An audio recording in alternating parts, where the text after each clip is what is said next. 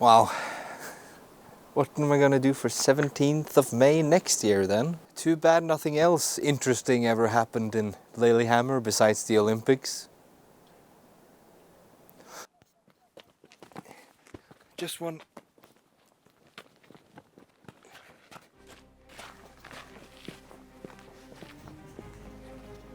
Because there is one more thing that happened in Lillehammer. And that thing is the Birkebeiner. They're actually so proud of this that they, for the 1994 Olympics, made a whole ski resort named after the Birkebeiner.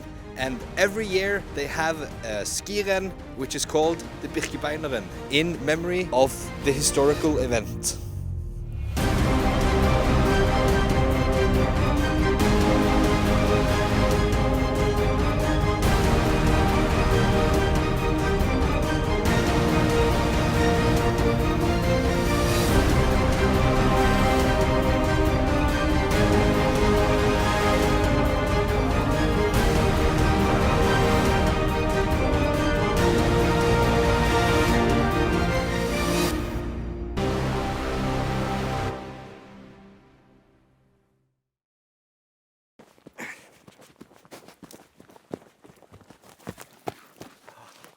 What is actually a Birkebeiner? To tell you this, we have to make a trip back in time, circa 800 years. In the 12th and 13th century, Norway had a civil war. Now, to be clear, in this video today, I will not be talking mainly about the Norwegian Civil War. I will, however, be talking about the Birkebeiner and its ties to the history of the Civil War.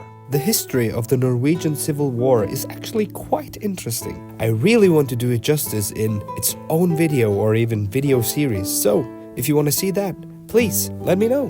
With the death of Sigurd Jossalfare, King of Norway, in 1130, many other people claimed that they had a claim to the throne, which then sent Norway into a civil war, creating many different political parties, pushing their leaders as figureheads for the claim to the throne. One of these political parties was the Birkebeiner. Now, there were many political parties during this civil war who fought each other, but the two main ones was the aforementioned Birkebeiner and their main rivals, the Bagler. The Birkebeiner had control over the west coast and Trøndelag, while the Bagler had control over the east of the country, Viken and Oppland. Now, the Birkebeiner's figureheads were King Sverre Sigurdsson and later his son, King Håkon Sverreson. They both almost managed to bring peace and unity to Norway, with Håkon Sverreson completely beating out the east side of Norway and almost uniting the whole kingdom under his name. But then he died. The death of Håkon Sverreson sent the Birkebeiners into turmoil, mainly due to the fact that Håkon had never had any children, which then prompted many other people to set their claim to the throne, and with the disagreements, this was a golden opportunity for the Bagler to take back the east of Norway. Now, the thing about Håkon Sverreson having no son was actually a lie. It turns out, in fact, that he had a son, and his name was Håkon Håkonsson. Now, the problem was that when this was discovered, Håkon, son of Håkon, the only heir to the Birkebeiner throne, was situated in Sarpsborg, smack dab in the middle of Bagler territory. And what made things worse is that Håkon, son of Håkon, was 1 year old. You might be wondering why Håkon Håkonsson was in such an unfavorable location. The answer to this is that Håkon Håkonsson was born in peace times, when Håkon Sverreson was still alive. But it wasn't made clear that Håkon Sverreson was Håkon Håkonsson's father until after Håkon Sverreson's death and the Bagler's retake of the east. The Baglers didn't yet know of this. Now starts the rescue mission to get little boy Håkon, son of Håkon, all the way from Sarpsborg and up to Trondheim, the main keep of the Birkebeiner. And so it was. In the winter of 1205 to 1206, the brave Birkebeiners made a rescue operation of Håkon, son of Håkon. During this rescue, one leg of the journey from Lillehammer all the way to Østerdalen had to be made on ski.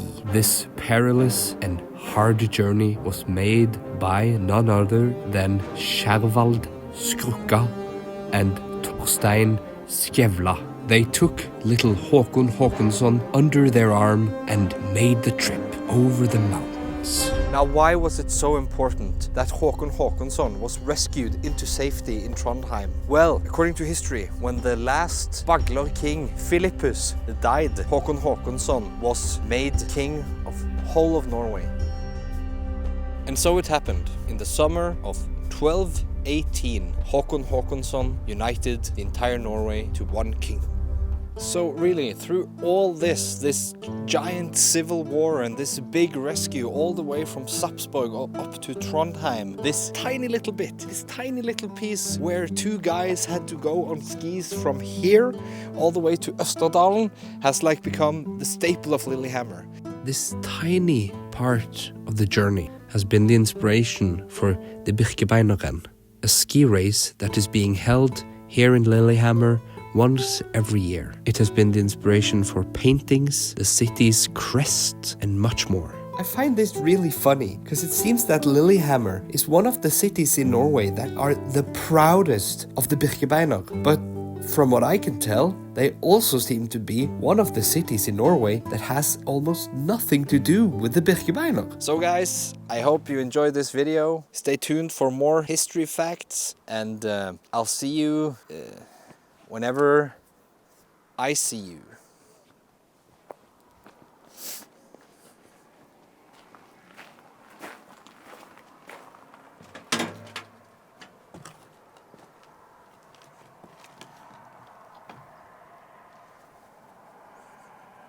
Smash that like button. Click that bell. Don't forget to click below and subscribe to SSS Studios. Da kan du putte det på hver video.